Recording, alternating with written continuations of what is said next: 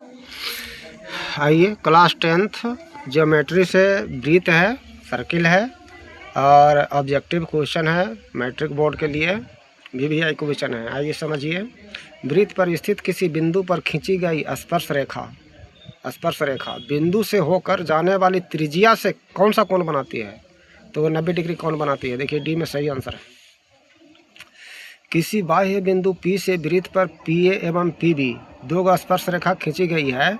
यदि PA 7 है तो PB क्या होगा? तो देखिए थ्योरम दिया हुआ है। थ्योरम यही है कि दोनों स्पर्श रेखाएं लंबाई में बराबर हो जाते हैं। तो PA जब 7 है तो वो भी 7 होगा। ये सही आंसर हो गया। यदि PA एवं PB किसी बाह्य बिंदु P से केंद्र O वाले वृत्त पर खींची गई स्पर्श रेखा हैं तो APB 100 डिग्री है।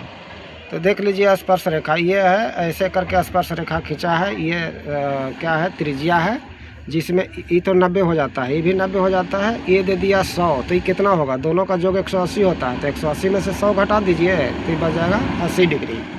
80 डिग्री बी में है सही जवाब आंसर है। यदि जीवा AB वृत्त के केंद्र पर 50 डिग्री का कोण बनाता है, यदि जीवा AB वृत्त के केंद्र पर कितना का 50 डिग्री का कोण बनाता है, अंतरित करता है, तो A और B बिंदु और बिंदुओं पर खींची गई स्पर्श रेखा के बीच वाला कोण क्या हो जाएगा? तो वहाँ 50 है 180 होता है दोनों के जोड़ के, तो 180 में से 50 घटा दीजिए, क्या बच जाएगा? 130 बच जाएगा। ये सही जवाब हो गया। वृत्त के केंद्र पर बना कोण कितना होता है? समकोण होता है, माने 90 डिग्री का होता है। अर्धवृत्त का कोण होता है, नहीं गलत हो गया। वृत्त के केंद्र पर 360 डिग्री का कोण बनता है, ये सही हो गया। अर्धवृत्त का कोण समकोण होता है, ये 90 डिग्री आंसर हो गया। लिखा हुआ है बाह्यतम स्पर्श करने वाले दो वृत्तों के उभयनिष्ठ स्पर्श रेखाओं की संख्या कितनी होगी? देखिए मान लीजिए कि जैसे दो वृत्त है, ऐसे स्पर्श किया था, वो तो स्पर्श रेखा दोनों में ही हो गया, उभयनिष्ठ हो गया। एक इधर से स्पर्श रेखा होगा, एक इधर से होगा, मतलब 3 को हो जाएगा, इसीलिए ये सी आंसर हो गया। 5 cm त्रिज्या वाले एक वृत्त के बिंदु P पर स्पर्श रेखा PQ केंद्र O से जाने वाली एक रेखा से बिंदु Q पर इस प्रकार मिलती है कि OQ बराबर 12 है, तो PQ की लंबाई पूछ रहा है। ये 12 है और एक दिया हुआ था कितना?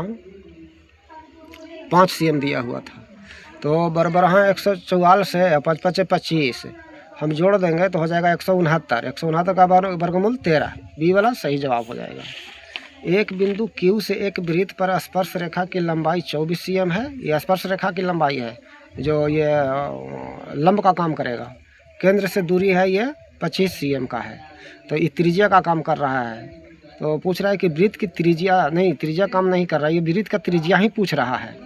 तो त्रिज्या जब पूछ रहा है तो 25 25 हाँ 625, 24 24 हाँ 5 76, जब घटा देंगे तो √49 बचेगा। 49 का वर्गमूल 7 होता है, 7 cm आपका ये आंसर हो गया। यदि एक बिंदु P से O केंद्र वाले किसी वृत्त पर PA और PB स्पर्श रेखाएं परस्पर कोण पर झुकी हो, 80 डिग्री के कोण पर झुकी हो, तो POA बताइए। POA बताइए। जैसे देख लीजिए यहाँ पर कैसे पूछ रहा है। ये जो है से आपको सर्किल हो गया और ये बाहरी बिंदु P है, P से ऐसे हो गया और ये स्पर्श रेखा हो गया, ये त्रिज्या हो गया, ये त्रिज्या हो गया, यहाँ O हो गया, ये 90 डिग्री है, ये 90 डिग्री है। तब मिलाइए क्या कर रहा है। इसका नाम है A, इसका नाम है B। स्पर्श रेखा परस्पर 80 डिग्री का कोण, 80 डिग्री का यहाँ कोण बना रही है, तो झुकी हुई हो तो POA मतलब A वाला कोण पूछ रहा है। तो समझिए कि 80 का ये 80 है तो कितना हो जाएगा? पूरा मिला के 100 हो जाएगा, तो 100 का आधा कितना हो जाएगा? 50 हो जाएगा, तो 50 डिग्री आपका सही जवाब हो गया। किसी बाह्य बिंदु से किसी वृत्त पर खींची गई दोनों स्पर्श रेखाओं की लंबाइयाँ में कौन सा संबंध होता है? बराबर होता है, सीधा सीधी थ्योरम दे दिया है, समान होता है। किसी वृत्त पर बाह्य बिंदु से खींची गई स्पर्श रेखाओं की संख्या कितनी होती है? तो इसमें बाहरी बिंदु से जब खींचिएगा ना दो को होगा, इसमें 2 ग्लास है, आप समझ गए होंगे। आइए समझिए, जो क्वेश्चन नंबर 8 हमने बताया वो थोड़ा सा गलत हो गया है, फिर से समझ लीजिए। जैसे मान लीजिए कि ये वृत्त है और ये स्पर्श रेखा है, समझ गए होंगे। तो 5 cm त्रिज्या है, एकरा में 5 cm का ही त्रिज्या है, ऐसे मिला दिया यहाँ पर। ये 90 डिग्री का कोण बनता है यहाँ पर। पी क्यू केंद्र ओ से जाने वाली एक रेखा है, ओ से जाने वाली यहाँ पर पी क्यू है, क्यू पर यहाँ पर क्यू है। इस प्रकार है कि ओ क्यू जो है से 12 है, ये कितना है 12 है, और सी एम है। तो पी क्यू की लंबाई पूछ रहा है, पी क्यू की लंबाई पूछ रहा है। तो देखिए यहाँ पर मान लीजिए लंब बराबर है, तो फार्मूला लग जाएगा कि रूट अंडर 12 के स्क्वायर माइनस ये कितना 5 था, तो 5 के स्क्वायर बराबर यहाँ 144 माइनस 125 बराबर रूट अंडर 119। देखिए डी वाला आंसर होगा, मिस्टेक से हम ये बता दिए थे, और ये सही आंसर हो जाएगा।